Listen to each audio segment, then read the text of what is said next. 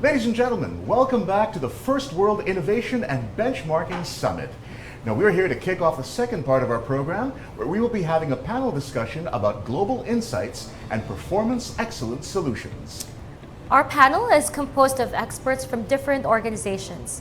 Dale Weeks will be facilitating the panel discussions after a panelist from New Zealand.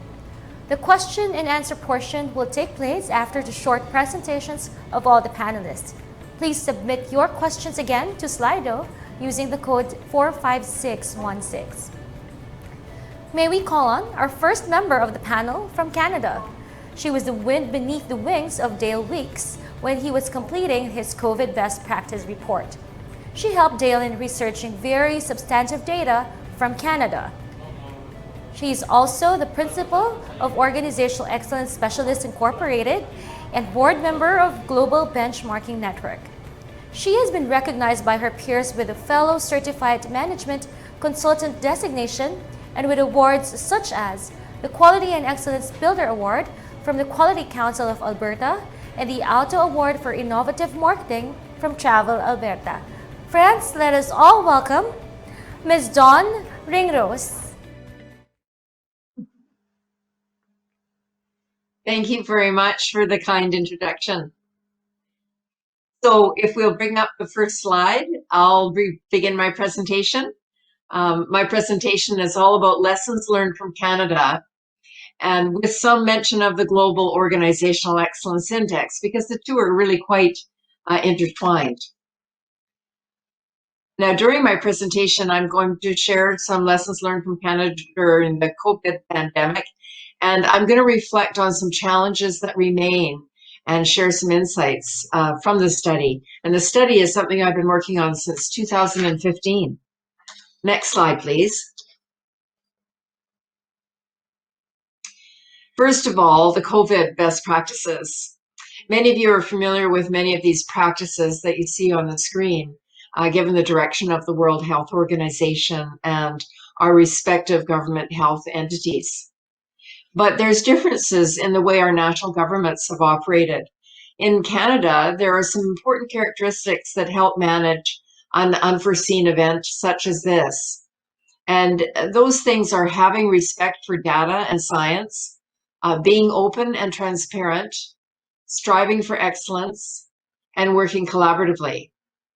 And one thing that I've really admired about one of our health professionals was the message that she was giving consistently to the citizens during the course of the pandemic. Dr. Bonnie Henry, she's a Canadian physician who is the provincial health officer for British Columbia, where I live. And she used these words to calm everyone. She said, "This is our time to be kind, to be calm, and to be safe." And she said this consistently over and over again. And I think that it's helped people here deal with this global pandemic a little bit better. Next slide, please. The measures that Canada has taken have served the population quite well. And in particular, I live on Vancouver Island, which is the west coast of Canada, and we don't have very much of a population here. So I'm very grateful that we haven't been too terribly affected. We probably see more of an uptick in some of our larger urban centers across the country. And so the measures they've taken have served us quite well. And there's been some very positive impacts when you think about everything slowing down, and positive impacts on the environment with traffic down, pollution down, wildlife sightings up. But I believe there's been some challenges that we have to think about too. And number one, on the social side of things, you hear that suicides are up, anxiety is up. On the economic side of things, there's job losses, business losses. And of course, there's commitment to excellence in the healthcare. Excellence models are much more robust than accreditation criteria. And, I think there'd be some advantages to the health profession taking a look at that and ways they can expand on what they've been doing to date.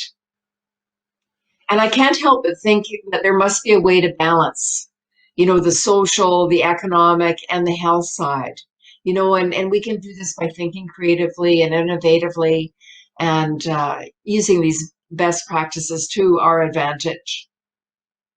And I think really, yes, encouraging all organizations to use excellence models. Because research over the last 25 years have really validated a formula for success. We found that if you implement the best practices found in an excellence model, that you go on to develop a culture committed to excellence, always striving to get better and better and better, and that you go on to achieve exceptional results across the balanced system of measurement. And I think it would be truly amazing if government, business, and the nonprofit sectors were to use an excellence model. What it really means is that these organizations would have a very good management system in place that would help improve performance and deal with change. Just think about communicating strategic direction well, planning towards it, engaging and involving all the stakeholders in working together towards a common aim, in measuring performance and striving to improve. I mean, these are all good things at the end of the day for organizations. Next slide, please. And in the global study that I've been doing, we've been taking a look around the world at the extent to which organizations are characterized by a culture of excellence and the extent to which they've deployed best management practices that are found in excellence models. And this captured on the screen is a snapshot of some of the findings globally on the extent to which organizations have a culture committed to excellence. We see there's 9 principles here. And if you were really a high-performing organization, you would have scores in the 8 to 10 range. And here we see, though, the results are really quite positive. And we've got 791 respondents so far that have responded to this portion of the study. Good cross-section of organizations by size, industry sector, and country or region of the world. And so we've got a good data set here. And as you can see from the results, the respondents have rated their culture quite positively, with the highest ratings being given to leadership involvement and focus on the customer. But on the flip side, the lowest rated practices are prevention-based process management and data-based decision-making. And when we think about the COVID pandemic, we have to really think hard about these low-rated practices, because when you think about prevention-based process management, that brings to mind things like, how do we determine a cause of death? Is the process going to tell us about the severity of the COVID pandemic? Can the process be improved? And when we think about database decision-making, we have to ask our questions about how does each country gather COVID statistics? Are the statistics reliable and valid? Do the results give us good information on which to base our decisions, such as, locking down economies? Next slide, please. Taking a look at these principles by specific industry sector, we see some of the sectors here on the slide where we had quite a number of responding organizations. And it shows that human health sector has an overall rating on the culture of excellence at 6.5. And it's interesting to see that public administration, which is government, is quite a bit lower at 5.6. And then if we take a closer look behind the scenes at the public administration ratings, we see that they have some of the lowest ratings of any specific industry sector on prevention-based process management and database decision-making. So what these are opportunities for improvement, I mean, it's the whole idea here is to build on strengths, what we're doing well, but to strive towards better performance in those areas where we need to perform a little bit better. Next slide, please. The study has also showed how we're doing in the key management areas. And in each of these areas, of course, are best management practices. And for micro-sized organizations with 1 to 25 employees, there's 51 practices, and in larger size organization, there's 102 practices. So these excellence models are very robust, and they really cover the bases. In fact, I've been practicing as a management consultant for 35 years now, and I haven't seen too many issues facing organizations that can't be addressed by using the practices in an excellence model. So they're very powerful. And for this is part of the assessment. We had fewer respondents. We had 238, but they did represent a good cross section of organizations by size, industry sector, and region. And you might note that the ratings on these key management areas are significantly lower than we saw on the principles. And so this is when organizations take a deeper dive into these best practices, and they really realize, what they're doing, what they're not doing, and see opportunities for improvement. Most of these ratings are kind of in the good start range, which means that organizations are using a reasonable approach. They've got pretty good deployment throughout the organization, good understanding, some results starting. And that it also means, though, that there's this focus on prevention rather than continual improvement.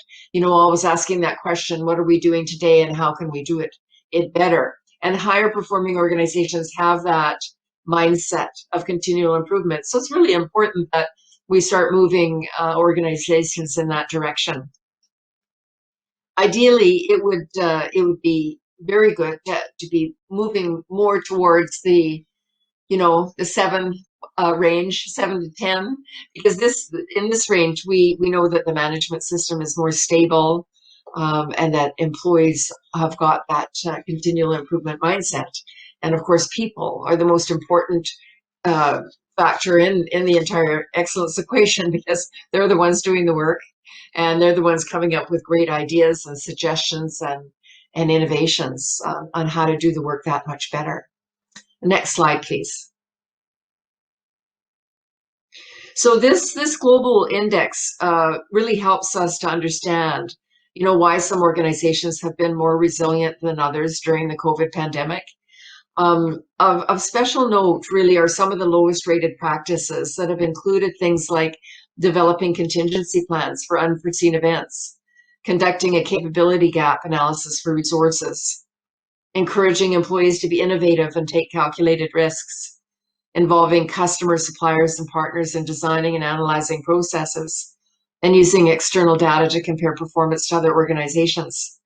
And so these results really show how some organizations are just simply better able to anticipate or respond to age or to change. And so we've seen this in our own environments. We've seen some organizations that have been able to turn on a dime and be more resilient with this pandemic, and others that have stopped, and are thrown up their hands and are in a bad state, And we see that within our governments too. Some of our governments are better able to respond to change than others as well. So the results also reinforce, I think, that we have to do more work to support innovation and benchmarking, and use practices that empower employees and that consider the future and work collaboratively with others. Next slide, please. So as we move forward, we've probably got double the number of respondents on the study now, and we'll be coming out with a new report in the new year. But really, what can we take from this and in dealing with the COVID pandemic and dealing with our organizations now and after the pandemic? Important that we adopt a growth mindset, one that's focused on continual improvement, one that's based on excellence models, using system thinking, one in which we're engaging and involving all of our stakeholders, working towards the common aim, working towards getting better, and that we're comparing to and learning from others, because this is the way we're going to grow and improve and become more resilient. And another very important point is this willingness to collaborate with others. There's things that we need to work on together, where we're working together towards a common purpose. For example, how do we better handle this COVID pandemic? And we think about other things that are confronting us, such as as global warming and so forth. There's really no choice. I mean, it just seems to make common sense that we have to find ways to collaborate with each other on these sorts of things for mutual benefit and prioritize these shared goals over and above self-interest. Next slide, please. And when we think about collaboration, I think that people often use this word, but I don't think that they really understand the behavior that goes along with it. And so I wanted to take this opportunity just to spell it out. And this is where we see people that are willing to form trust-based relationships, willing to modify their own processes or systems to maximize the overall effectiveness of collaboration. They're investing in activities that enhance the capabilities of all the collaborative partners. They're engaging in joint business planning and dedicating resources, sharing information and data, monitoring and measuring the impacts. And this is something that I think that is absolutely critical to us going forward, that we are able to embrace this growth mindset full of possibilities and find a way to collaborate so that we can be successful together. And if we do find our way forward in that respect, we'll be that much better at dealing with things like the pandemic and other global issues that confront us. Thank you very much. Thank you for those informative insights, Ms. Ringrose. Please stick around. We'll hear from you later. Let's now set our focus on our learning adventure from the United Arab Emirates. Our next speaker is a highly experienced service and customer experience specialist and is a change management expert. He's had over 25 years of experience in banking and financial services, including the successful establishment and running of alternate channels, call centers, customer service units, complaint resolution units, and quality setups for Citibank, Mashreq Bank, and Abu Dhabi Islamic Bank. Let's all have a warm welcome from the United Arab Emirates, the CEO and founder of CX Future, Mr. Farhan Niaz. Good morning, everyone. A warm welcome from Dubai, and good to see everyone. Could you please put up the slide so I can take you through? The impact on customer experience of COVID-19 has been felt across the world. I'm very passionate, and we are all very passionate about customer experience during these times, but we've seen how the world has seen everything impacted, including the customer experience. And if you see the picture on this first slide, where now, even when you go to a restaurant and the restaurant needs to tell you that this table has been sanitized, and if you as a customer are not sure and not comfortable that the place has been properly sanitized, you probably would not be comfortable going into that place. And that is how the world of customer experience has moved and evolved. Would you please move to the next slide? For me, the customer experience has always been not about how the customer is served, but how the customer is made to feel, the feeling, the empathy, the closeness, the bonding, the people talking to each other, the smiles, the welcomes, all those things. Unfortunately, that's what people used to look for. Unfortunately, during the time of the pandemic, those three things have taken a backstage, whereas the people are more concerned about the safety and a better delivery. And that's what customers are now expecting from their organizations, that during this time period, how well the customers would be able to serve them digitally and more safely, and interaction that has to be extremely seamless. I quite believe that with every crisis, opportunities come. It brings a lot of challenges, but the organizations who take care of these challenges are the ones who inevitably would be doing very, very well. I also understand a lot of organizations are going to close down. Some of them are going to survive, and some of them are going to do very, very well. And the ones that are going to do well are the ones where customer experience will play a very vital and outsized role in recovery. When a small survey was done, it was said that 87% of the customers feel that the importance of customer feedback has become far more important today than it was before COVID-19 hit the world. Now, what the customer is saying, organizations need to listen to them and adapt according to how the customers are expecting the experience to come.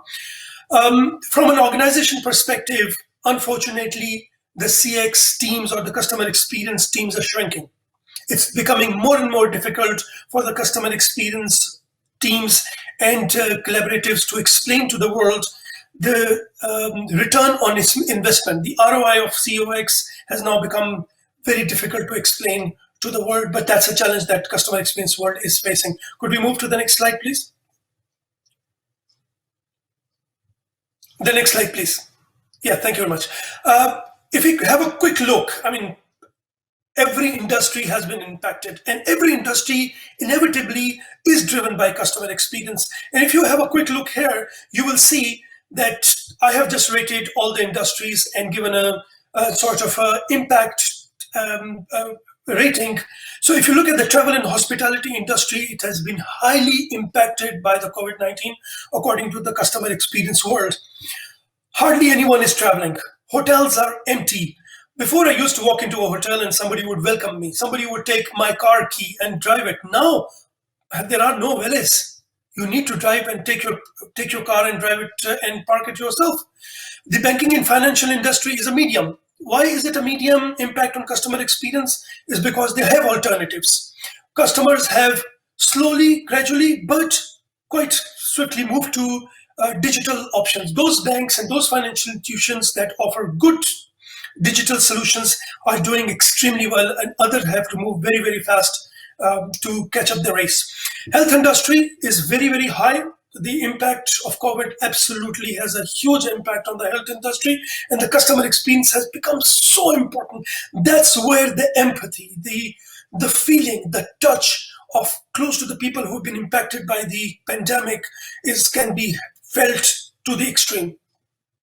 Manufacturing industry, cars, other manufacturing goods, luxuries, those items have all been impacted and customers are refraining from taking them, and those industries have suffered a lot. Food industry or delivery industry, very low impact on customer experience. In fact, this is an industry that has actually thrived. Now we all sit home and order these beautiful and very yummy foods through our fingertips, and they're delivered to our doorsteps. The media and entertainment industry, I've been eagerly waiting for the latest James Bond movie to be released. It was supposed to be released like 7 months ago, but now I hear that it would take probably another 7 months. And inevitably, most of the movies are now being released online. Netflix has become so important. The number of subscribers on Netflix have almost doubled. That's how the customer experience of the Netflix has moved on. E-commerce industry has also been impacted quite highly if you look at the whole scenario of the customer experience. Can we please move on to the next one? This is how the customer experience world has moved from before to the after, and this is the impact. What used to be a do before has now become a don't. A lot of people used to sit together, friends used to sit together in a cafeteria on a table, 4 people, but now most of the places, the social distancing has become so important that you cannot even sit together in 2 people maximum on one particular table. Last night, I went to the cinema. We're very lucky. I live in Dubai.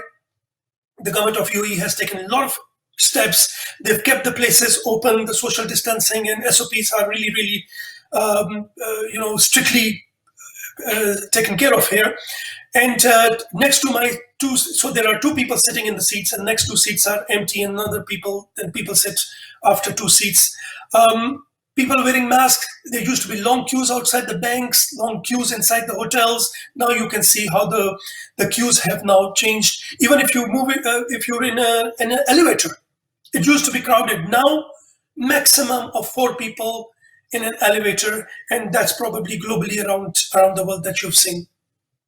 Personal interviews have now moved into, and meetings have now moved on to Zoom, something that we are very effectively doing it now, and we really moved into this. Another thing that has impacted the customer experience is the call centers, where the remote call center concept has now moved in. This was a concept that was not there before. Now, agents are taking calls from wherever and wherever they're available. So the technology has moved to their homes, to their personal computers, and they're picking up your calls through their computers. It's a very new way of doing a business, the work from home concept. Could we move to the next slide, please? Thank you. Contactless. Everything has become contactless. Philanthropy, the contactless fun, contactless news through the e-wallets. UE has contactless supermarkets. When you go there, everything is sanitized. There are robots that are helping you to choose products and give you through. The delivery has moved into contactless. Even the protection of your lives is now contactless. You go to a restaurant, now there are no menus. All you do is scan the barcode and the menu appears on your phone, and you don't touch the menus at all. You check in a hotel, there are no staff coming towards you and helping you to check in. You do your auto check-in in a hotel as well. Can we move to the next slide, please? I would like to give you an example here. UE has taken forefront in taking a lot of steps, and Emirates airline has not been any different. Airlines have been impacted all over the world. A lot of airlines have now gone into bankruptcy and closed down. Emirates is also facing its issues. However, the first thing they did when the COVID-19 came in, they said, listen, all those tickets that have been purchased before and you cannot fly, those tickets stay valid. Whenever the situation gets better, you can use those tickets, and all the policies were waived. In fact, they gave them additional points and additional benefits to the people who had taken the tickets and were unable to utilize them. Can we move to the next slide, please? The next slide, please. Thank you. Yeah. The places here, for example, there is a global village. It's a park where people are going to visit, and there are a number of people, and the parks are open here. There are robots roaming around. How they control the situation here, and from a customer experience, although these robots look fancy and they look interesting for the kids, but these robots are actually taking care of, and whenever they identify somebody who's not wearing a mask, these robots go and catch them. There are cafes appearing up now. You don't see waiters anywhere, but Dubai is full of robo cafes where the robots are now serving you the tea and coffee and your breakfast and lunches. The next one, please. Next slide, please. Thank you very much. Etihad Airlines, for one, has come up with a contactless check-in. Now the entire check-in is voice controlled. They are now in the process of testing this, and the entire process of moving into an aircraft and checking into will become a totally contactless, and that's the way the customer experiences are moving towards now. Next slide, please. I'm trying to be within my time frame. The formula for success is very simple. In the world of customer experience that is changing so dramatically, the most important thing is the organization needs to be close to their customers. They need to know what the customer wants. It cannot be what the organizations feel right for the customer, but the customer voice has to be heard. The companies that are going to survive are the companies that are agile. Agile companies will win. Successful companies are nearly 3 times more likely to be agile than those who have seen a revenue decline. So all the companies that are agile and lean are going to survive. You need to build in resilience. The companies need to be prepared. They need to be determined. They need to look at the positive side of the whole situation and say, there is a light at the end of the tunnel. They need to be prepared for it. I am a big advocate of the human factor. Digital is a driver of delivery. It is not delivery. It is the human touch. Even during pandemic, the balance between the human and the digital needs to be kept, and the human touch has to be delivered. And last of all, most importantly, organizations need to ensure that they keep abreast with their technology, the AI, the cloud, the 3Ds, all those new technologies that are now emerging. Organizations need to be aware of those to make customer experience world successful. Can we move to the next slide, please? So that's about it as far as my presentation is concerned. You're most welcome to reach out in a very short period of time. This is what I have a lot of information to share. You're most welcome to share out with me. My details are available. Thank you very much once again. Thank you to PSQ as well, and Dale and Don and the entire team for giving me this opportunity to take my point through. And let's have happy customers. So the customization of the experience in the midst of COVID-19. Thank you for reminding us on that, Mr. Farhan. Our next panel member is from your host country, the Philippines. He is the Director of International Patient Services and Cardiovascular Institute, CPR Center of the Medical City. He is also an internist, cardiologist, and educator. He's also our lead advocate in securing our mental health are in check at the Medical City. Known to be a doctor for the heart, of the heart, and with a heart.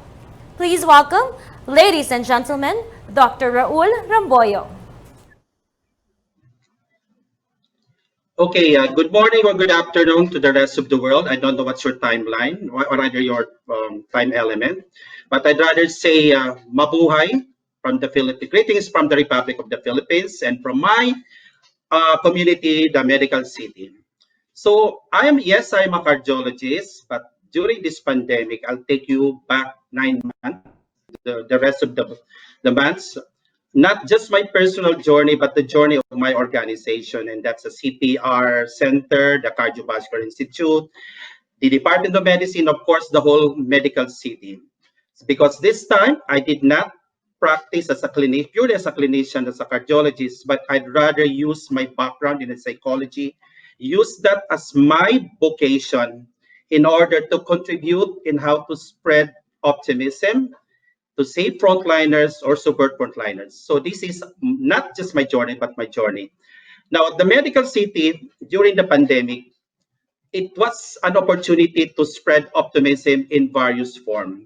So you could see I developed the philosophy, the principle, and a different form of innovation using human factor as my focus, using human psychology and sociology as a tool in creating and in developing how we survive, accept, and even transcend, and even to the extent of innovating, coping up with the pandemic. So this is our pandemic experience. So I created and initiated a process, what I call the viral passage, to allow frontliners, medical practitioners, from the nurses, nursing aides, residents, doctors, managers, leaders, and even our very own CEO, Dr. Eugene Ramos, was part of my reflection process. So to listen to their insights, their thoughts, their emotions, to process their what I call retrospective introspection, to allow them to move on and to allow them how to deal with fear and go on with their life.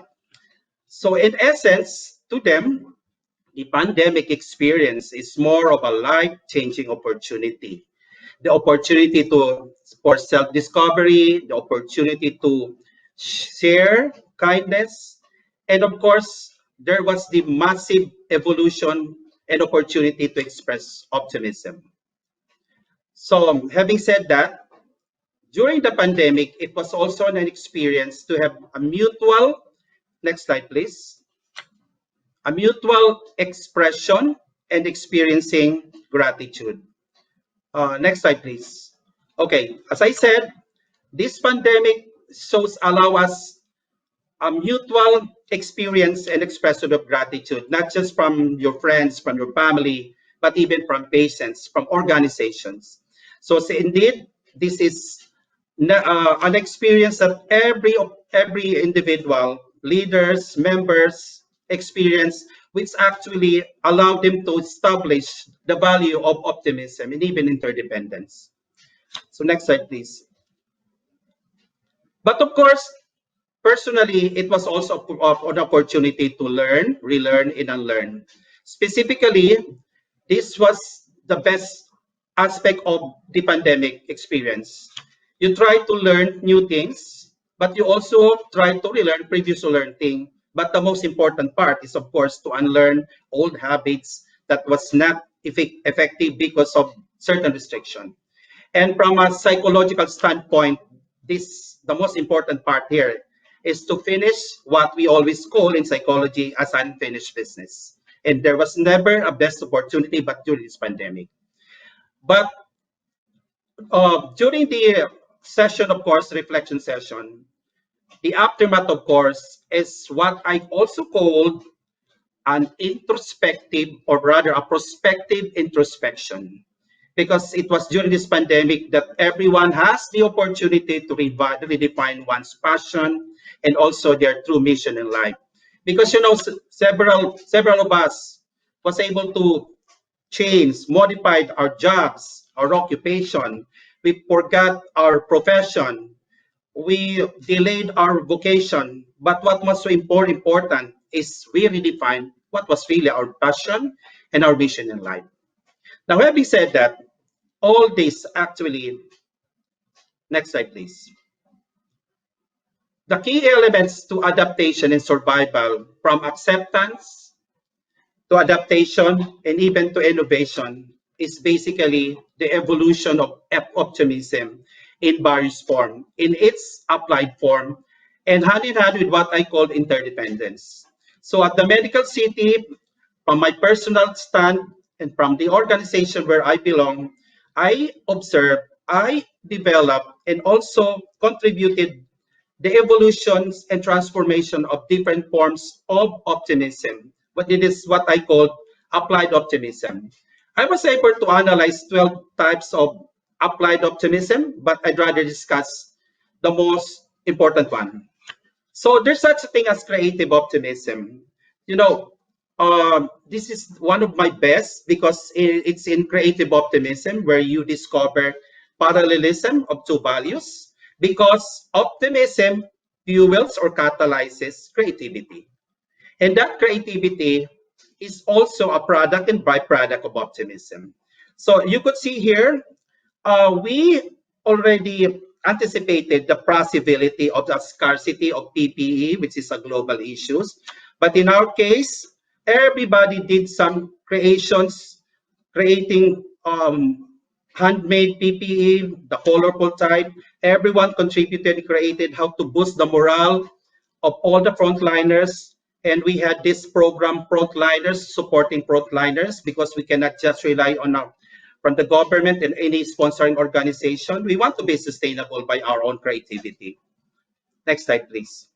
Another important part of optimism, which I certainly admire, is collective optimism. I've been working with several organizations, although my mother organization is the Cardiovascular Institute, the Department of Medicine, the CPR Center in the whole medical city. So leaders, members were empowered to create, to think, share ideas in a very collective manner. So, for instance, I have this advocacy and this CPR center, and since it's pandemic, we have so many restrictions. So we rather converted our organization to share and do passing, like supporting frontliners, creating PPEs, asking donations for food, PPEs, and doing some frontliners reflections. So we converted and we try to collaborate with all organizations, hence the name, the term collective optimism. Slide, please. More so, we also the power of the viral nature of optimism. And this is an opportunity to use something basic, something fundamental, something, because we would like to promote optimism, not just an instinct. It can be a culture, but more than anything else, it can also be inculcated in your lifestyle. So it's something that is readily available, cost effective, it is something universal. So my personal platform, for instance, is I use the power of color. I try to, send messages other than the usual, stay safe. What's the other one? Keep safe. I'd rather ask, what's your favorite color? And the power of color, it energizes and it creates positivity. And that just conveying the message of trying to inspire people, inspiring each other, inspiring us to aspire, and inspiring us to to inspire me. It's something that would promote positivity in a different form, which can be inculcated in our lifestyle, in our culture. So creating a culture of optimism can perhaps be related to a global context. Next, please. Okay, so for optimism to be productive, sustainable, it should be creative, collective, and contagious.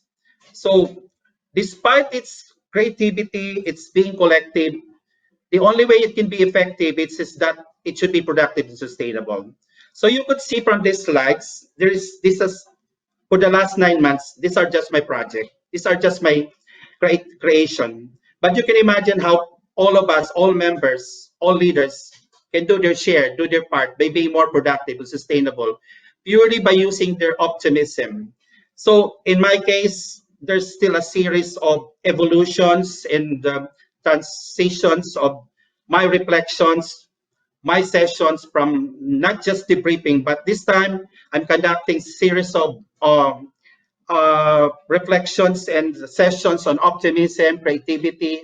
So there's the project on the Blue Mask where we create masks in order to sustain the protection and safety of our employees and frontliners.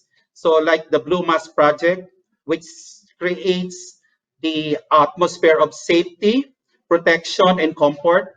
We do slogan contests just to sustain optimism in the workplace. Next slide, please. So with the pandemic experience, we realized that amidst pandemic, there's still life.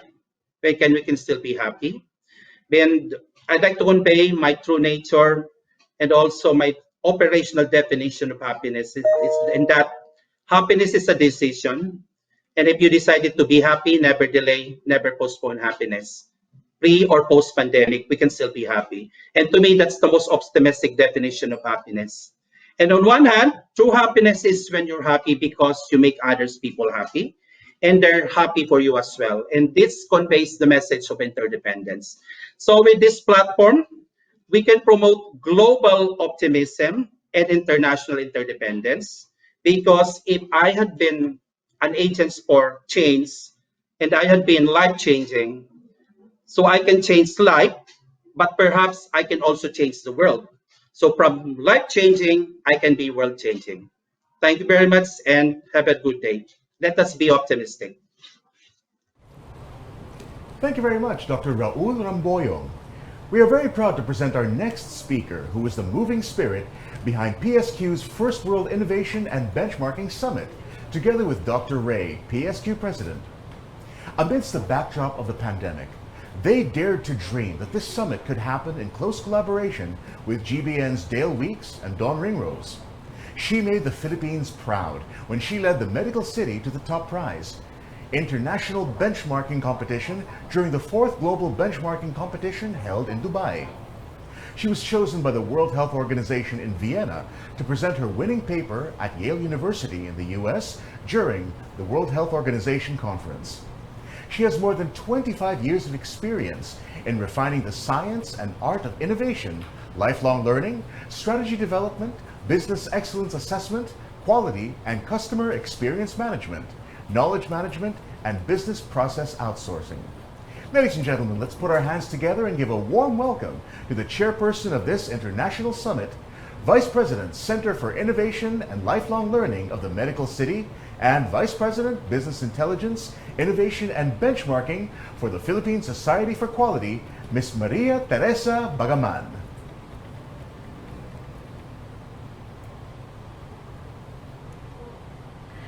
Hello out there to the rest of the world in this year 2020, the age of COVID-19 pandemic. Good day, I am Teresa of the Medical City, and in spite of everything, I am filled with the spirit of optimism. I believe that experiencing this pandemic in our lifetime gives us an opportunity to harness the challenges and make a significant contribution. Today, I am going to share how we reimagined performance excellence in the Medical City, or TMC, before and during the height of the pandemic, and rose above the COVID-19 pandemic challenges. But before we share the best practices of TMC, we will first show you some of the COVID facts based on research prepared by the PricewaterhouseCoopers or PwC, which showed the resilience of the Philippines during the height of COVID-19 between March to April 2020.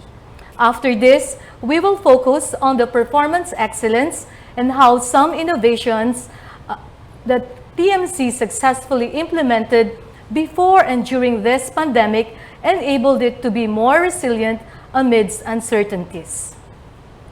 As shared by the data scientist team of the Asian Institute of Management, by the end of April 2020, the Philippines' COVID curve was apparently flattening. The increase in cases is no longer exponential if its doubling time is more than 5 days. The countries in bold are those whose doubling times have been more than 5 days for 28 days straight already. Our next slide shows the 7 indicators used by the Oxford COVID-19 Government Response Tracker. Using these indicators, PwC measured the number and stickiness or strictness of the local government units or LGUs in implementing the policies. The insights generated from these curves show that the cautiously flattening LGUs show less steep curves in cases about 2 weeks after quarantines and after policies were implemented in Metro Manila. While there is still no vaccine in the Philippines or in any part of the world, the Philippines may still not be winning the COVID battle. And so, as one nation, there is an urgent need to consider other issues aside from the flattening of the number of cases. The other issues include controlling the number of deaths, having frequent information dissemination, improving hygiene and sanitation, and conducting extensive and optimized testing. Just how did TMC reimagined and invented its whole TMC enterprise to enable it to address any pandemic before and during its onset?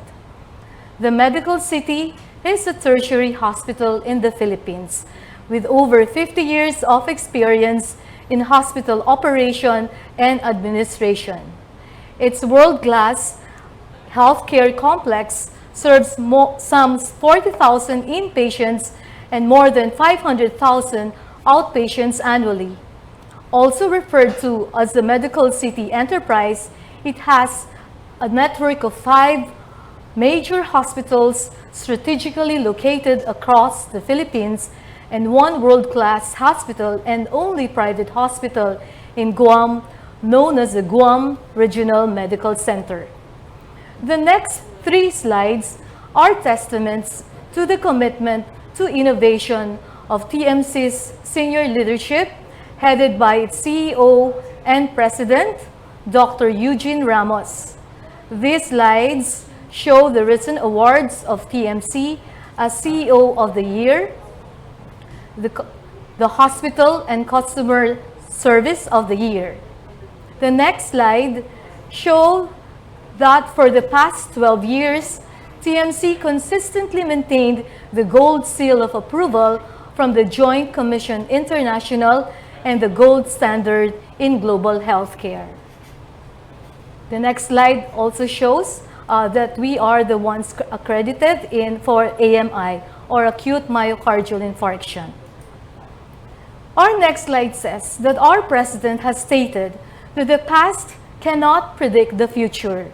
There is a need to transform and strengthen the leadership momentum or commitment to innovation in order to build on the gains that we have sustained for more than 50 years. Our next slide shows the story of a cute little 4-year-old girl named Ella or Emma, who braved the fears of going to the hospital at the height of the pandemic in order to cure the wound she got when she tripped on a Lego toy and bumped her head. Permit me to tell you the story of how TMC addressed some of these burning questions of our young parents. Is it safe to bring Ella to the hospital? Will I wait long? Can I call the doctor from home? In answer to these questions, the questions of Ella's parents, or the same as those of many other patient partners, TMC designed the One Complex, Two Hospital system setup. Our next slide shows the hospital map highlighting the green area, which we call the safe zone or non-COVID zone, and the yellow area for the COVID zone. Another question is there a faster way to undergo ambulatory care? Yes, there is. In 2019, we pioneered our successful design thinking project in time for the height of COVID. Now, our patient partners can book, queue, and pay anywhere and anytime from the comfort of their homes or offices. The reimagining ambulatory care idea was also the winner of our 2019 Hackathon Challenge competition during our TMC Enterprise Innovation and Quality Month. Another question, can I call the doctor from home? Definitely. One of our agile projects, which we completed in 2 weeks during the height of COVID, was the omni-channel teleconsultation services launched last April 2020 to immediately address the less urgent needs of our patients. Designed using omni-channel strategy, we ensure that our patient partners will be able to reach us through multiple touchstones during any part of the conversation.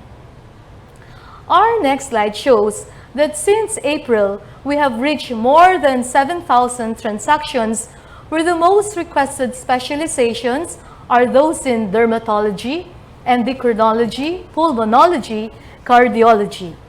And without the onset of COVID, it might have been unthinkable for some doctors to provide consultations from anywhere, anytime. Our next slide shows that operational excellence is definitely the nerve center of most, if not all, of the innovations developed in TMC.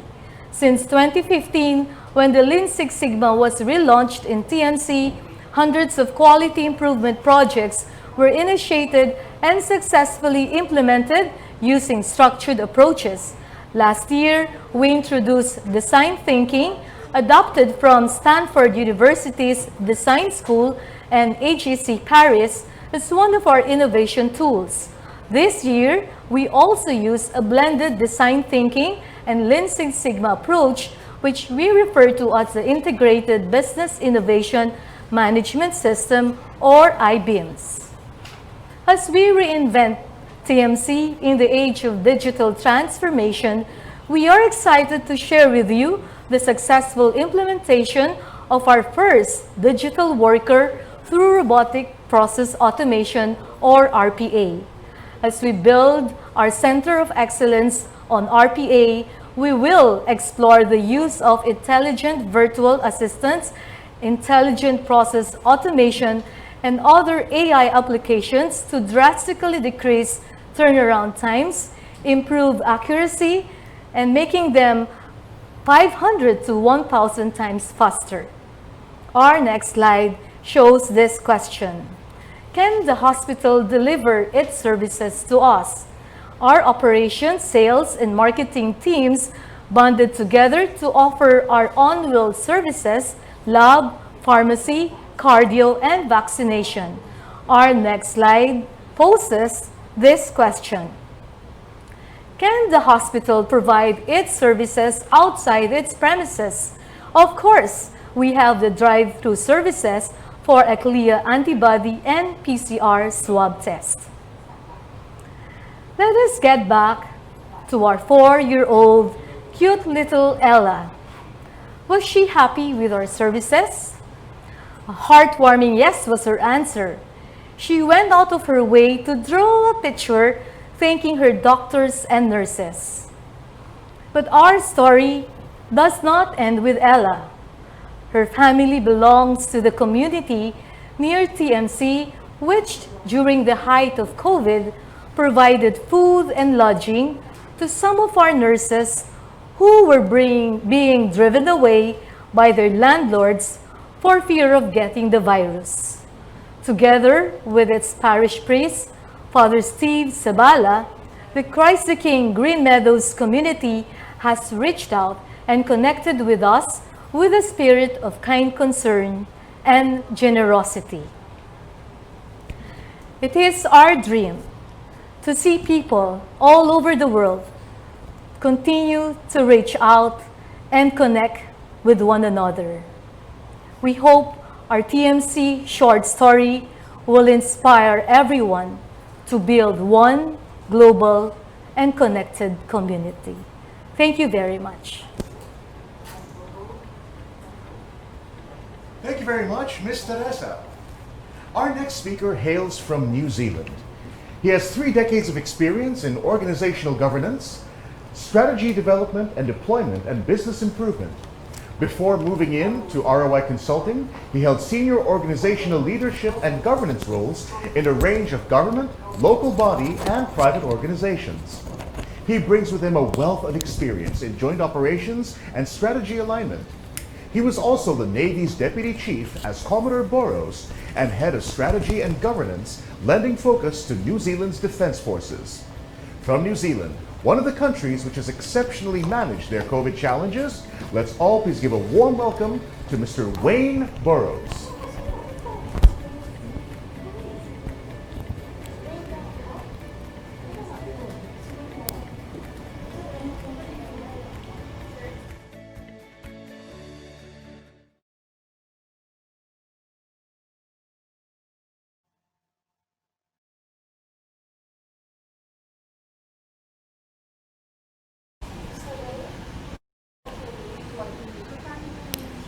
Mr. Burrows, it's your cue.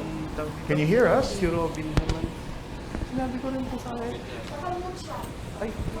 Mr. Burrows, could you kindly unmute your microphone? We can't hear you, unfortunately. There we go. Sorry, my mistake. You can hear me now.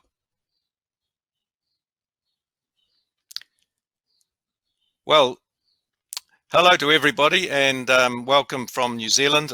My colleague Robin Mann will also speak to you shortly after me, and he will talk a bit more about the details of New Zealand's COVID approach to dealing with the pandemic. We're probably back to front because my presentation will be more about looking through the COVID pandemic period and into the future. What has it meant for change for New Zealand?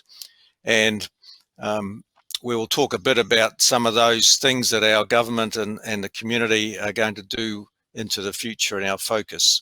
The next slide, please.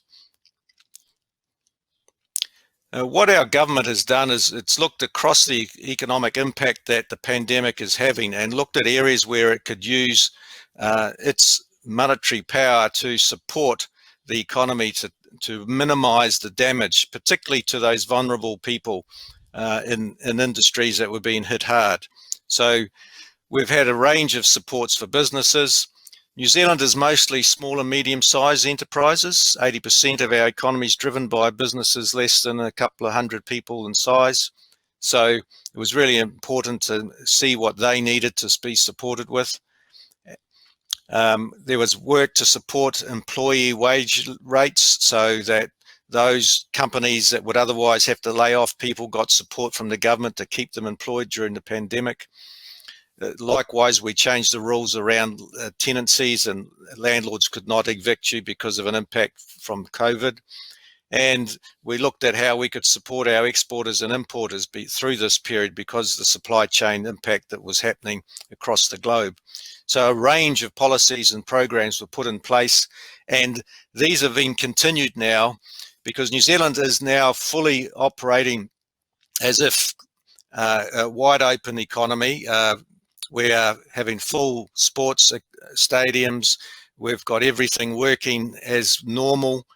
We've got a tight border The only infections coming in are really those that are travelling to New Zealand and sit in our isolation area. So the community is going about its daily business. Restaurants are full, bars are operating, and so what we're doing now is looking at how do we then cope with this world pandemic environment that the global economy is going through. And my next slide will show you some of the things that we're focusing on for the future. So the key thing that happened in November of this year was that New Zealand voted for a centre-left government. Prime Minister Jacinda Ardern was put back in a majority for her party, which is the first time that one party in a mixed member proportional regime has got a majority of the seats in Parliament. And that's, I guess, the fact that she led us through COVID, through this period, has been a big plus for her and her party. Secondly, they have planned for a $50 billion rescue and recovery budget for the next 5 years. We were at a very low level of debt to GDP of only 20%. So this money that the government's going to be spending to support our economy will take us up to around 50% by 2024, which compared to overseas economies is still very good in the international scheme of things. The government will run large deficits, so it's putting more money into the economy, and it's a big player in the New Zealand economy. It's around 35 to 40% of GDP. So it's a big player, and it will support private enterprise as well. And the next slide will show what we're aiming to do in terms of resetting New Zealand.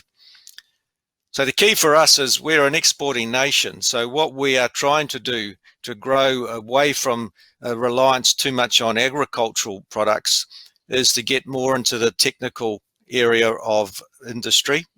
So we're looking at high-tech businesses, talented people, overseas capital to come to New Zealand where we are a protected environment. We have proven that COVID has been successfully dealt with here, and we've got a very supportive economy and population for businesses, especially high-tech businesses. So this will be our reset to the world in terms of how we put ourselves to attract these people to New Zealand. We now have a good voice in the world because we've led internationally on the response to COVID. And I hope Robin, my colleague, will give you more insight to that after me. But with that new place in the world, I think we have a good communication for businesses and investors. Next slide, please.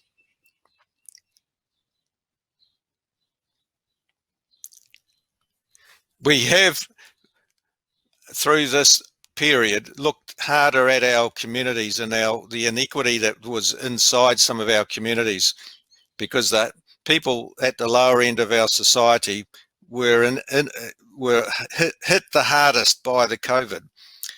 It's become a highlight through most of the New Zealand 5 million population that we need to now look to how we might make a more equal society out of New Zealand through this process.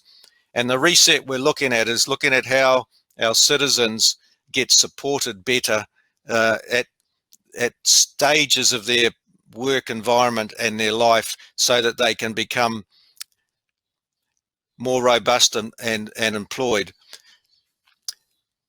With the election of the centre-left government, there will be a lot more emphasis on the green technology. They've already indicated in more electrification of the automobile fleet and other aspects. So we will see more put into that sector of the economy, and New Zealand will, I think, progress in that area significantly in the coming years under this government. And the next slide will talk about some of the things that we will be doing. So our business is in training and learning development. I'm in at the moment. So we've seen a much more appetite growing for online activity and more electronic training and coaching. That align with you need a very strong learning management system to cope with going online. So our business, we believe, will be one of the ones of the sector that will be growing in the future. The good thing about that is that you can connect virtually to the world, as we're doing today, obviously, and therefore if you've got a good product and a good approach to the work that you're doing, you can find international customers easy. The second point is that the inequality of our I'll go back to that slide, please. The second point I want to say is the inequality of our society. We're looking very strongly to recalibrate the living wage approach so that we are looking for the government to support with employers to provide a living wage. So we have more consciousness around the people in society. Also, we've seen that the lack of migrant labour because of our border closure meant that a lot of our horticultural businesses relied on that labour. And what we're seeing now is the need to put local labour into that requires higher wage rates and different approaches. So this is transmitting to our community that we're probably likely to have to pay higher prices for some of that product that we otherwise got, which is not a bad thing. The government, on the third point, is putting a lot of money into infrastructure and housing programs. We've got a dire need to provide really highly productive house building programs. Our infrastructure is an area that needs upgrading, so we're going to have lots of employment and investment in these areas over the next couple of years, and it's something that will keep the engine of New Zealand's GDP growing. And the final thing is we are starting to focus and seeing government to put money into R&D and niche technology innovation. So we're looking to cultivate more high value added industries. We have some good bases. We've got a rocket lab here launching rockets. We've got some other high tech industries which we should be able to network out of those hubs of technology and get development of our GDP aspect in that area. So this is the reset that we will be likely to doing on the back of COVID, our understanding of the impact on our society, and with the centre-left government and its investment program over the next 5 years. And we believe that with the small and medium enterprises of New Zealand, the continuous improvement excellence programs that we have able to market probably a lot more successfully and aligned with some government investment partners, where we believe that those types of skill sets, those frameworks, will be of great advantage in the next 3 to 4 years. And we believe that this will be hopefully a growing area for New Zealand to pick up on. Thank you very much.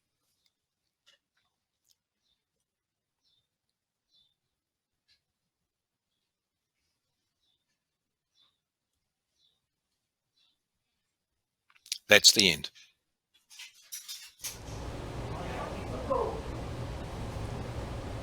Thank you very much, Mr. Burrows.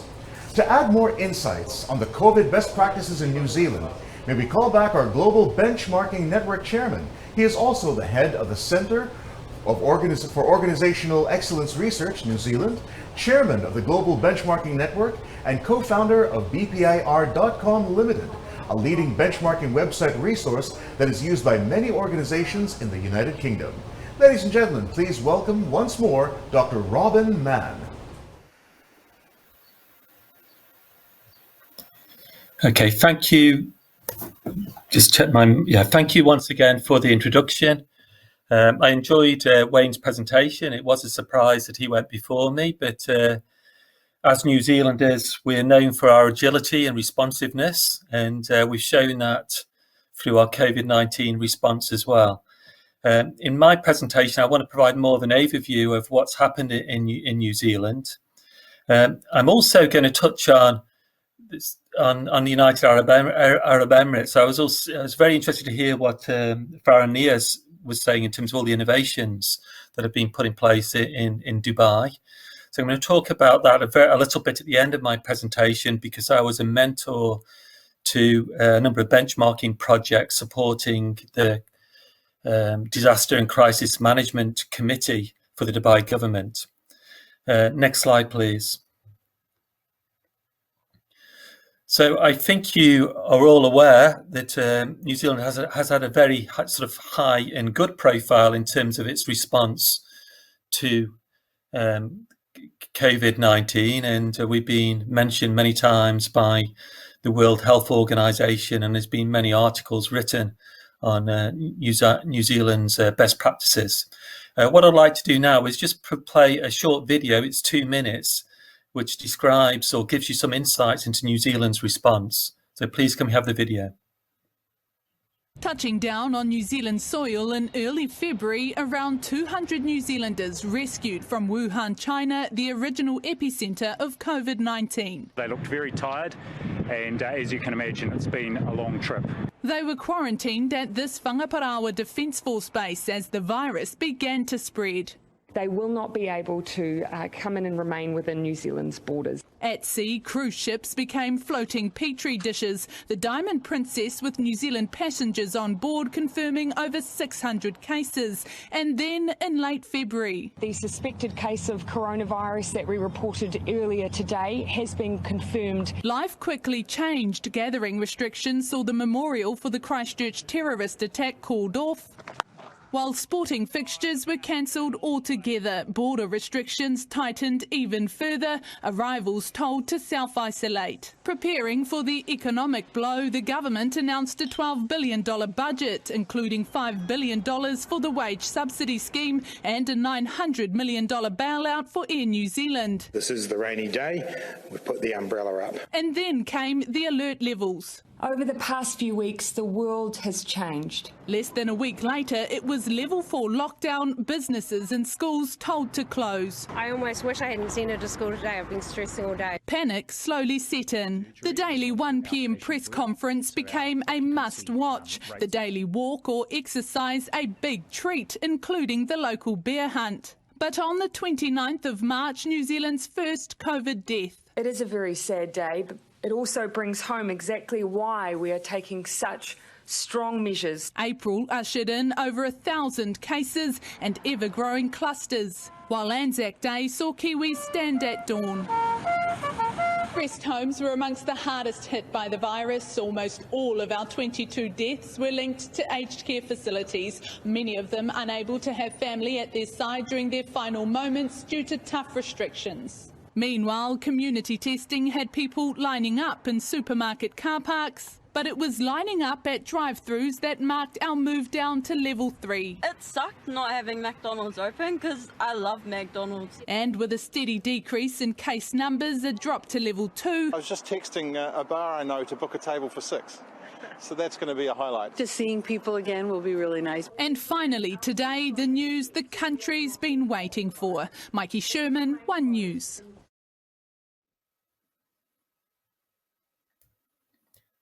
Okay, thank you.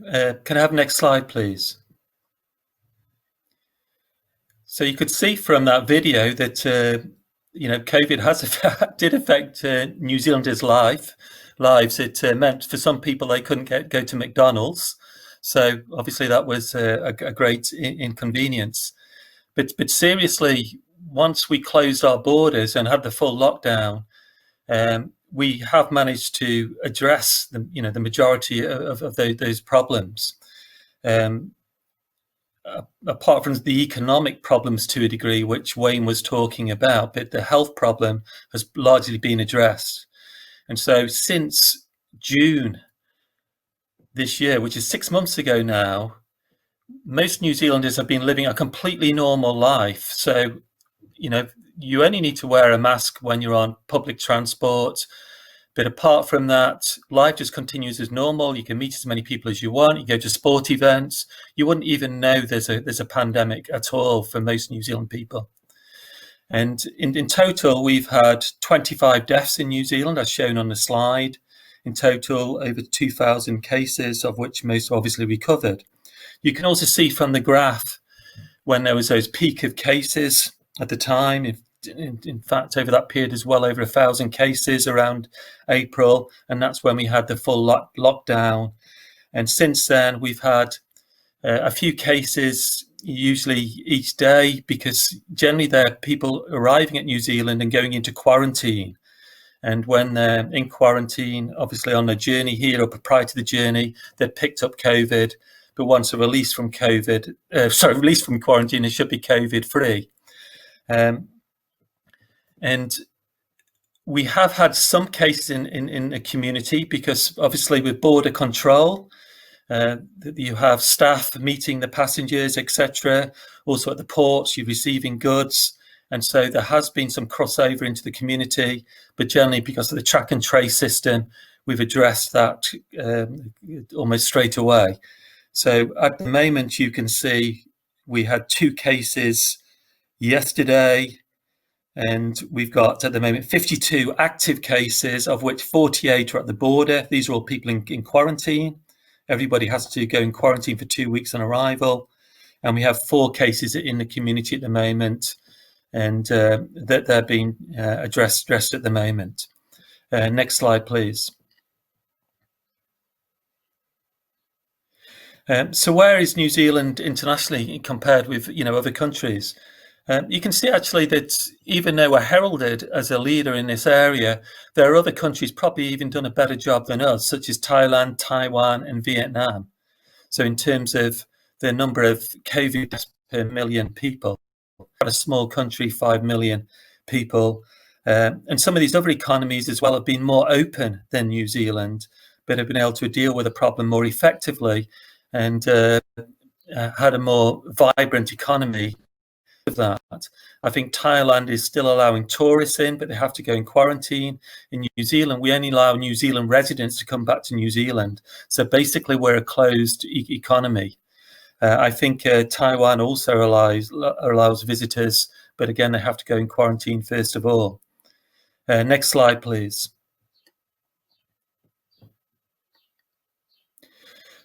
So what are New Zealand's best practices? I think you probably picked some of those up from the video. We had quite decisive leadership, but what I have said in brackets here, it's albeit after public pressure. So Jacinda Ardern, the Prime Minister, acted, but in many people's minds, she should have acted sooner, because the only way the virus can get in the country is through, the aeroplanes arriving, because it's an island. And so everybody was wondering, why has that not been addressed sooner? But eventually she did act because she was listening to the citizens. And when she did act, because she's respected and a fabulous communicator, people responded to that. But overall, I thought the approach was more like firefighting rather than being proactive. But certainly she's an outstanding communicator. And this is why she's well respected internationally, and therefore, very simple and clear communication. And you can also see on the slide as well, the various alert levels we have from level 1 to level 4. Everybody in New Zealand knew and understood the different levels of alerts, whereby, which will affect different people depending on the businesses they run, and also affect in terms of how many people you meet, etc. So it's very, very clear in terms of what's expected at each level, and everybody knew that they could listen to the Prime Minister, and also Ashley Bloomfield, who did a good job in terms of communication, who's a Director General of Health. Every day we could listen to him at 1 o'clock in the afternoon. Also, New Zealand has an elimination strategy which differs from many countries. So trying to totally eradicate the virus on our shores, although expecting it to come back, because you still can't close off the country totally. Even with quarantine, it can still seep in. But once it comes in, you try and eliminate it again. So again, best practice is strong border control, and also, as Wayne was talking about, is lots of assistance to the economy. Other factors that assisted New Zealand was a low population density, also a generally compliant population who listens to the government. And I also genuinely think we had quite a bit of luck as well. Next slide. There are opportunities for improvement. We were initially open, and I think we were too trusting, first of all, that people arriving in the country would go into self-isolation. So initially we didn't impose quarantine on people. But this seemed quite ridiculous to me and to many other people, that you have international visitors coming here as tourists. They're only coming for 2 weeks. They're told to self-isolate for 2 weeks, But no way would a tourist self-isolate for 2 weeks if they spent all that money to come to New Zealand. They're not just going to stay in a hotel. So I think the government was a little bit, they could have done things better in that case. So we were slow to close borders initially. Also, we're not very good at testing the passengers, and we're not initially very, very, very good at all in terms of testing the border control staff. So even though the borders were closed, they were dealing with still the visitors, and we were not testing the border control staff who were actually, in many cases, who are actually dealing with those passengers. So what we're poor at is actually lack of quality systems. So we're good in terms of policy, but in effect, the systems were not deployed. And I think that might be also a characteristic of New Zealanders. We're quite laissez-faire and not good necessarily at imposing systems on people. And this is why we had that firefighting mentality rather than being proactive. The other thing is, which relates to Wayne's point of view, is that we're slow at exploiting New Zealand's position. We are very privileged. There is virtually no COVID in New Zealand. Everybody feels very safe. And yet the economy is going downhill because it's totally closed off. So we're missing out on international tourists. I have a part-time job at the university. This would be an absolutely fabulous place for international students to come to, but no international students are allowed into New Zealand at the moment. And therefore our universities are being decimated because they depend on international students. And we should be able to have systems in place where all international students go in quarantine for 2 weeks and then come to university. But we have not got the capability to put in those sort of quality systems. So in this case, universities are losing their staff. So lots of people are losing their jobs at the moment because we can't put in place simple quality systems. Next slide, please. So in terms of a business excellence perspective, and you could examine all countries from this perspective, this is showing the Baldrige criteria, which is one of the business excellence models, and it's used in the Philippines. The basis of all these models is a set of core values and principles, and they're shown in the center of that circle and also on the left-hand side of the slide. And I've ticked those core values and concepts in which I think we've been good at in New Zealand, like valuing people, organizational learning and agility, management by fact as well. We have got lots of good data, with good scientists here, social responsibility, ethics and transparency. So we're very clear about communicating with our people. And so this is why the government acts on based on the perceptions and understanding of the citizens to a particular crisis. But we're not good at a systems perspective. I think we've got strong leadership who can communicate well, but I don't think it's visionary. And there are other aspects as well that I think we could actually improve on. Okay, next slide, please. I think the difference with New Zealand and a country that was being talked about previously from one of our presenters, Farah Niaz, is that while New Zealand has some facets of excellence and business excellence, you would see in other countries like the UAE, they've totally embraced business excellence. It's led by the government. And so it's mandatory for all government entities to use these business excellence frameworks as a means for improvement.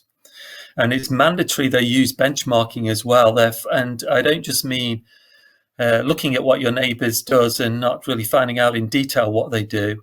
It's in UAE, it's a very systematic approach to benchmarking.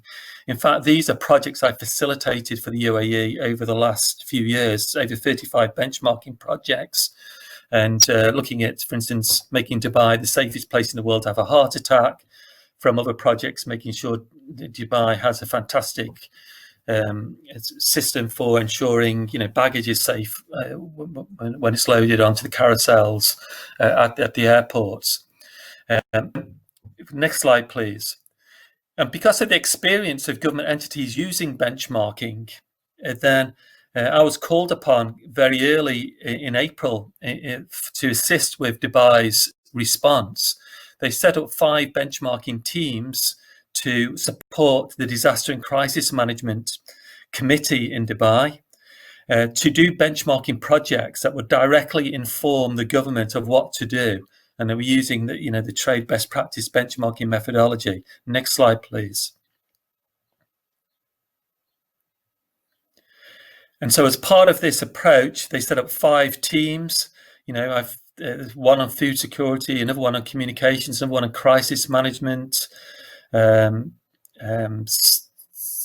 one on health, another one on societal behavior. And each team did a systematic project.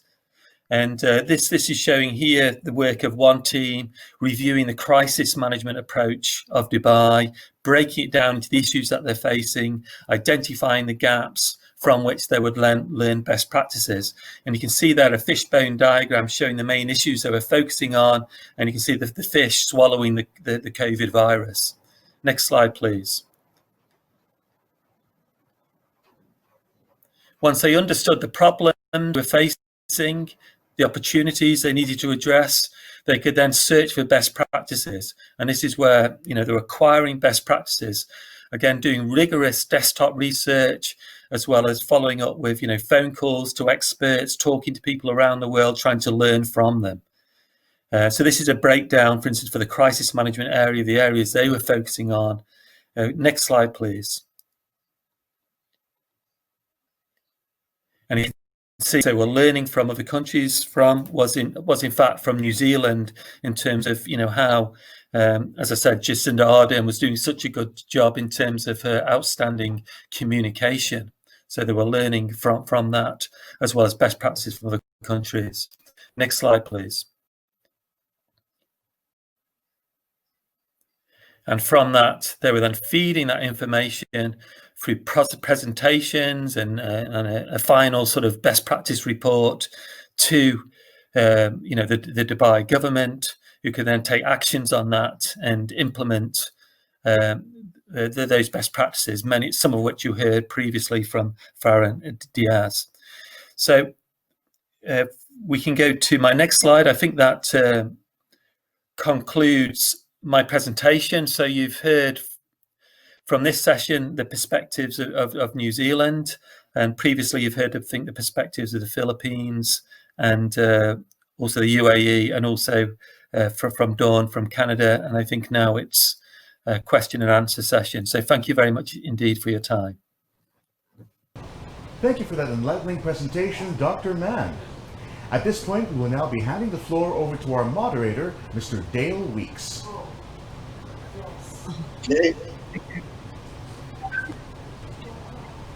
Well, it's probably afternoon for everyone, if you can hear me.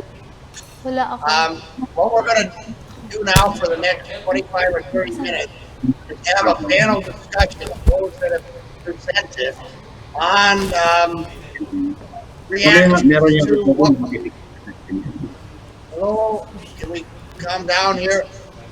So let me introduce a few thoughts first before we start the panel discussion. When you, for those of you that were listening to what I had to say, the foundation for my comment were the COVID-19 innovation report that I completed over the summer, and in that I went through the recommendations. And so we have heard. Can we get the? I'm getting background noise. Can we look back to that report? And we got material. I'm getting background noise from somewhere, but can we look at what we heard from Robin talking about the best practices in New Zealand, as well as his quite extensive effort in talking about United Arab Emirates, and then go back to the conclusions that I had and the recommendations that I made, and said, if we've got, pick the number, 5 or 10 really top COVID-19 examples, how do we get that kind of performance to the rest of the world? Where I sit, as I said, here in the United States, nobody in our government has done anything close to what you've seen in New Zealand, Canada, or United Arab Emirates. So how do we implement, if that's the right word, the recommendations, which I said, getting this performance excellence message where we've got 40 or 50 excellence organizations. We've got the New Zealand Business Excellence Organization. I've got the Baldrige organization here.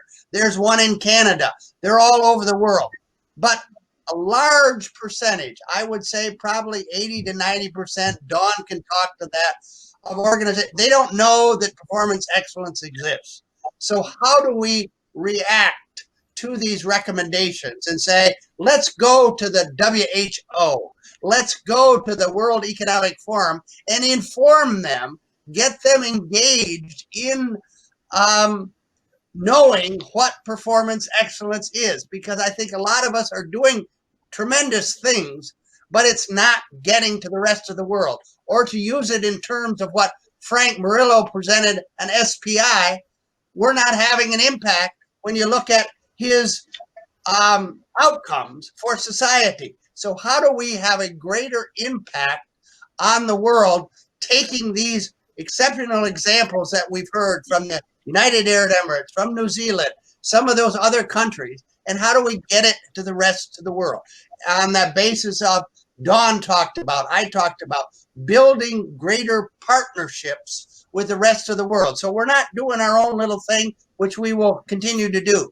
But how do we build those greater partnerships? So you've got, when I can go to a meeting with the World Health Organization and somebody there will stand up and say, we ought to have a performance excellence framework here, because otherwise we're getting and having that impact.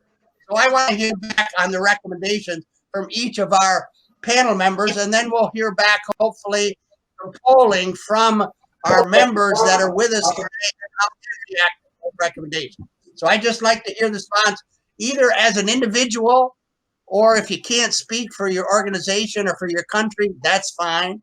But just as a basis for how do we get the really best practices out to the rest of the world? Because I have a place here. I've been involved, as I said, for 30 some years with this excellence stuff, but I have a large community in most of the states here, especially in the public sector. You go to the business schools, they don't teach it. You go to the public administration schools, they don't teach it. We have a new administration coming in with a new president of the United States, and I would say, and I'm not exaggerating, I don't think a lot of people there are going to know what a framework is. How do we get this message out? So I just want to hear from the panel members' reaction.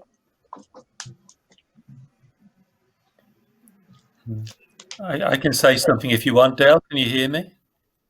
Sure. You've heard this before. It's nothing new for you.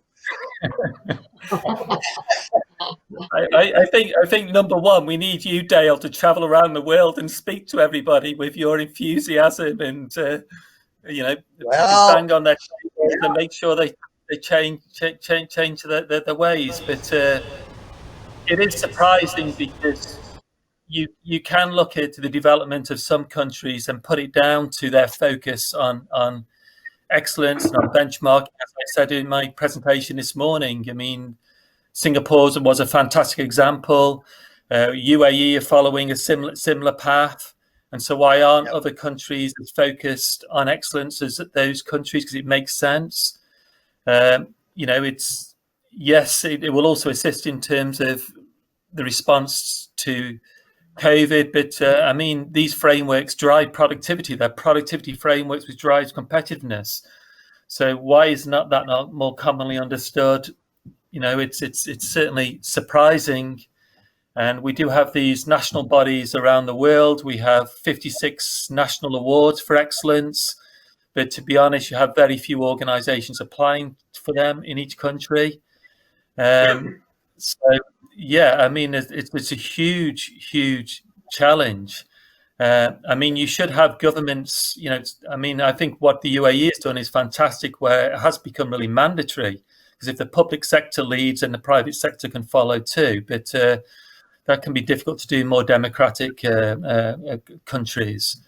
I'm not sure there's a simple answer, but I think the GBN could play more of a leadership role. I mean, we're set up to do that to a degree. We're short of resources. We need more members from different countries to join the GBN. And so anybody listening here would welcome new countries to be part of the GBN.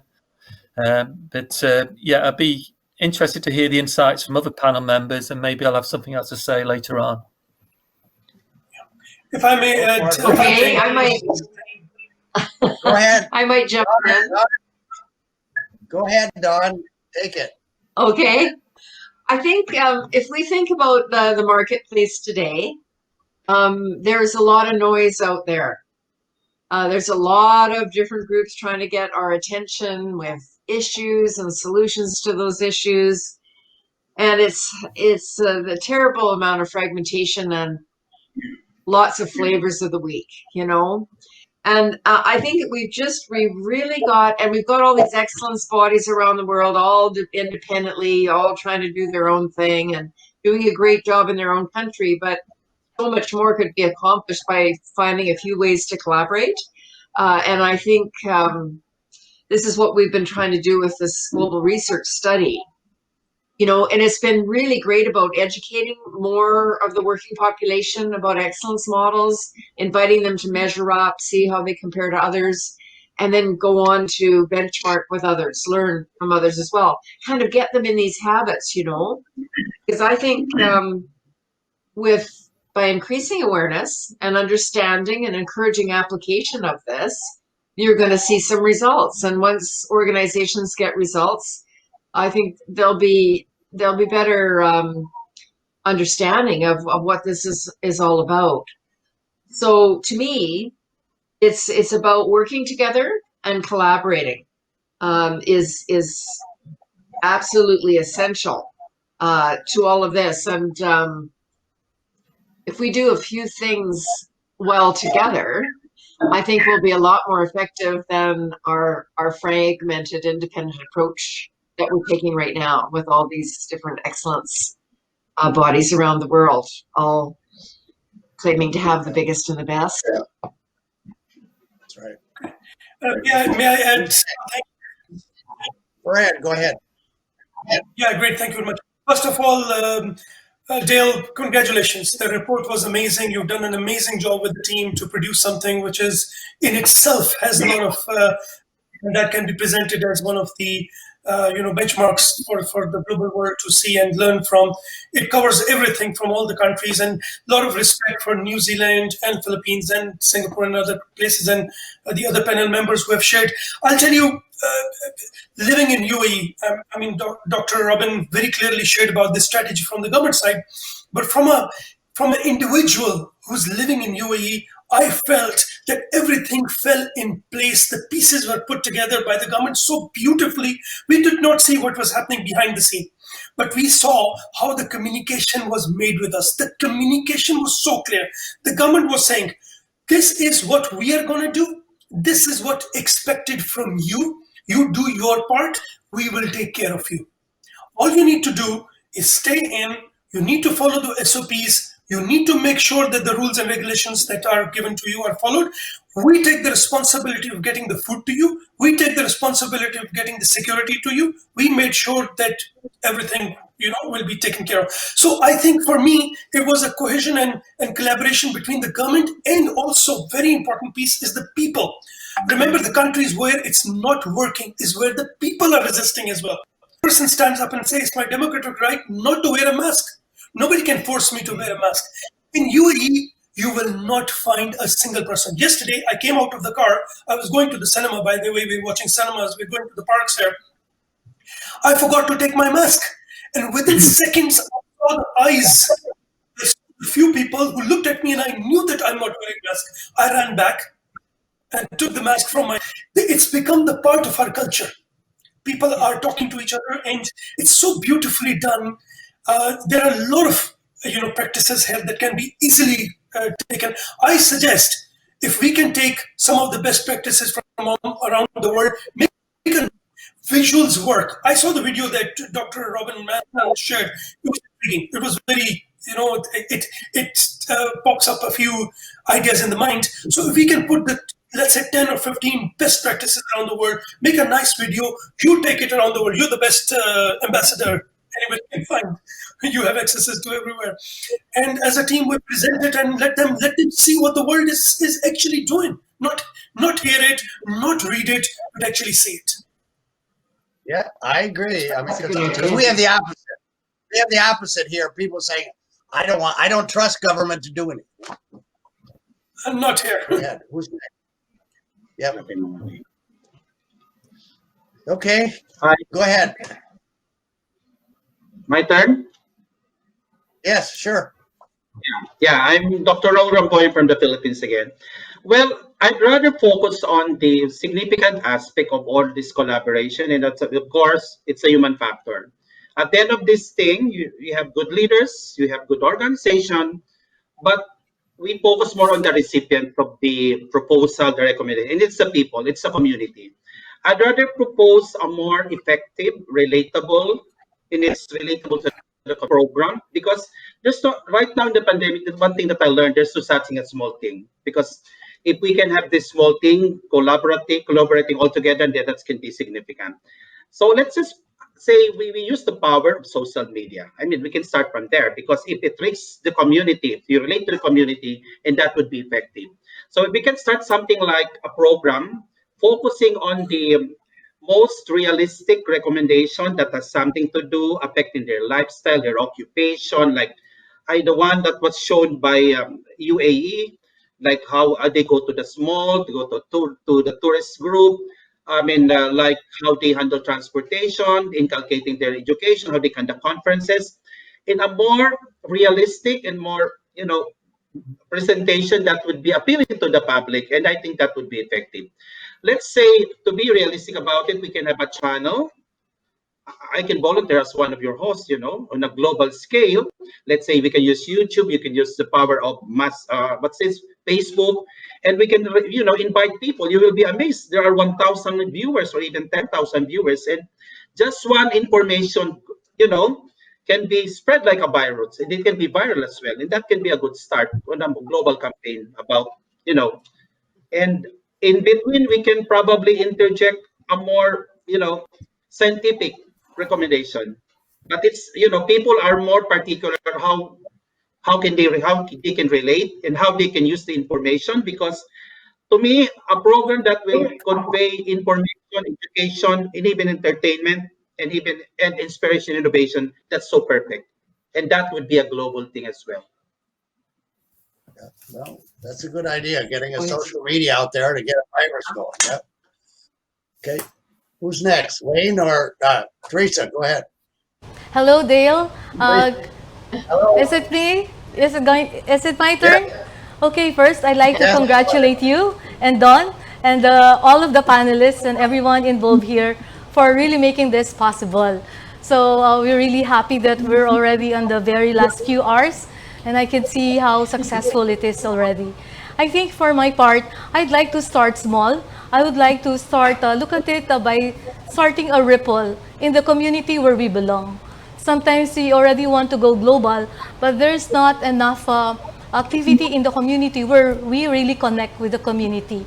The healthcare community can connect with the other members of the community, just like what the medical city did.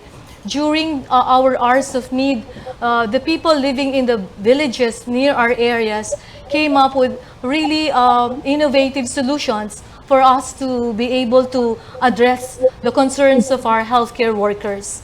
So when we were really involved there, I personally saw how engaged they were and how, they themselves, the members of our parish, were looking for ways and means for them to help the healthcare workers.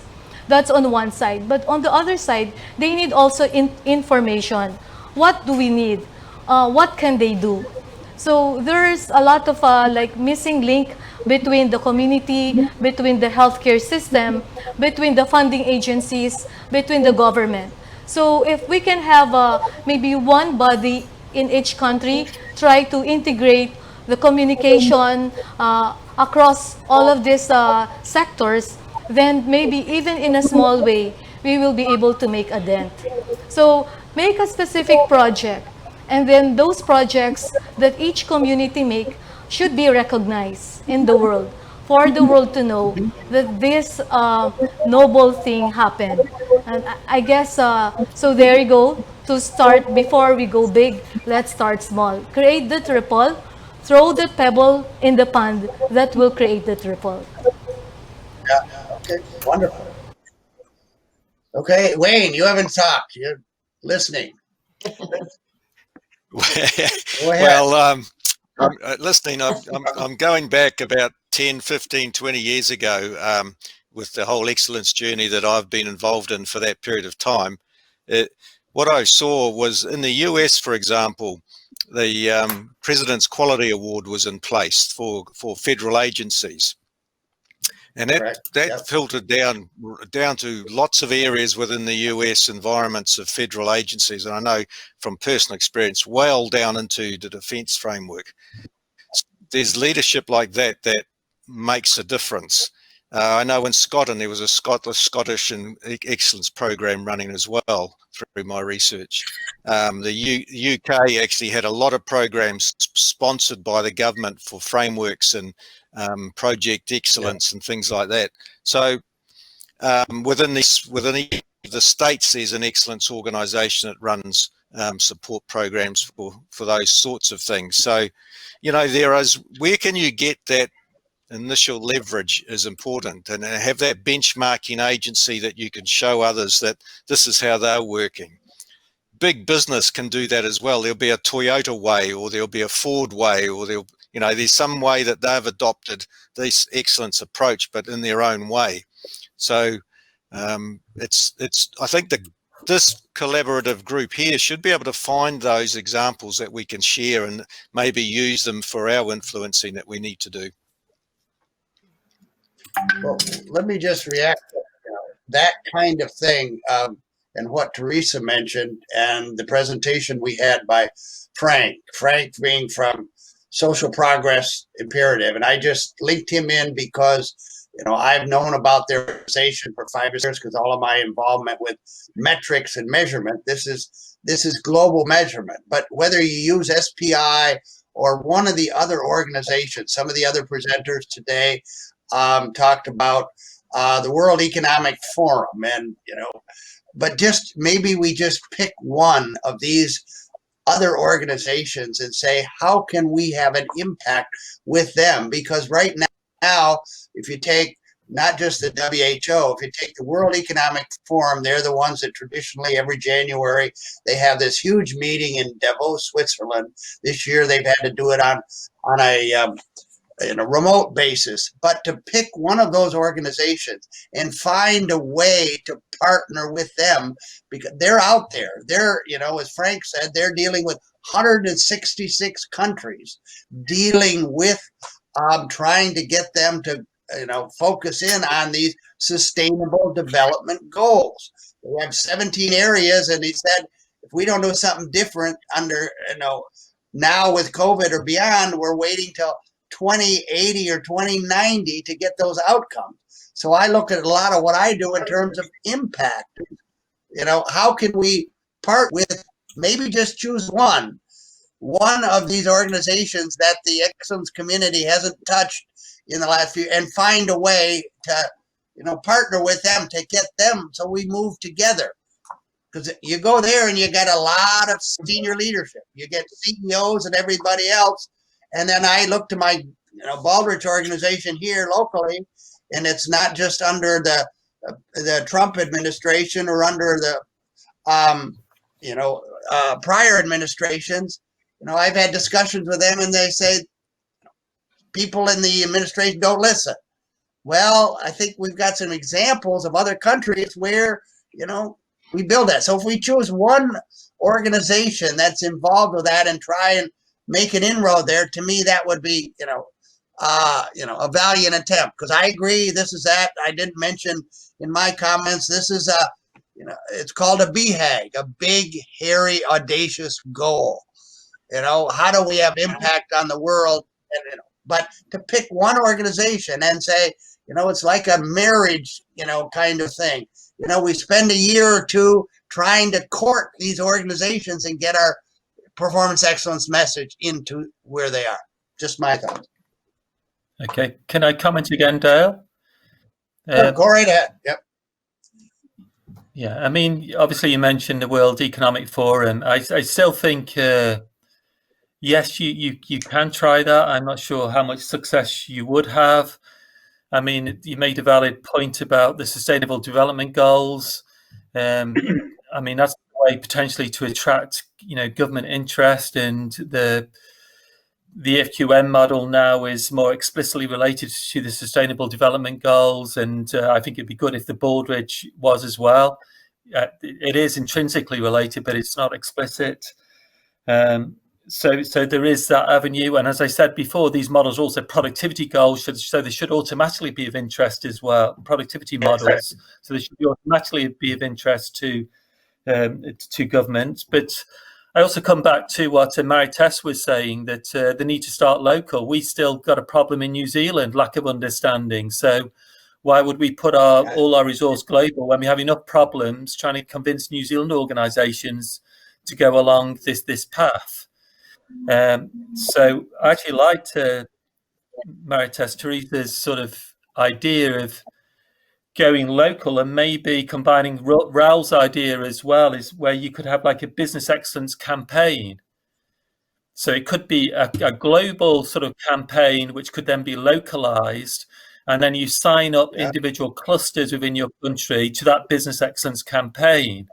So we could provide material information at the global level, which could then be used at the local level, and you sign up individual clusters who are going to abide to that or agree to it, and then you start to aggregate over time the amount of clusters that get involved, and then you could also approach potentially major sponsors and approach again heads of state, World Economic Forums, etc. Okay, fine. So that could be one way. That's my idea. I wanted to ask our conference. Go ahead. Go ahead.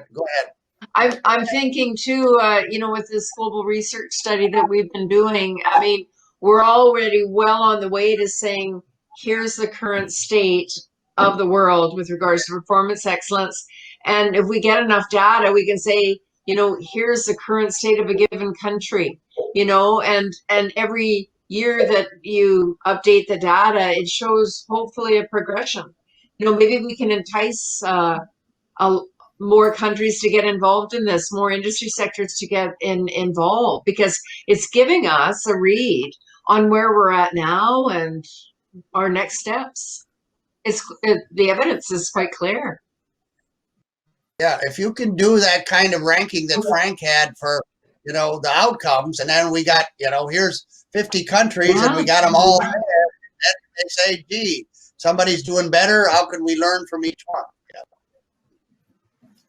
Our conference organizer, I want to give an opportunity, depending on, we've got time. We were going to do some questions of our participants on the recommendations, and our conference organizers were going to submit via Zoom some questions to our participants. Can they do that, or are we still on time to be able to do that, or where are we at? Okay, we might be. I think we're kind of reaching our time. Yeah.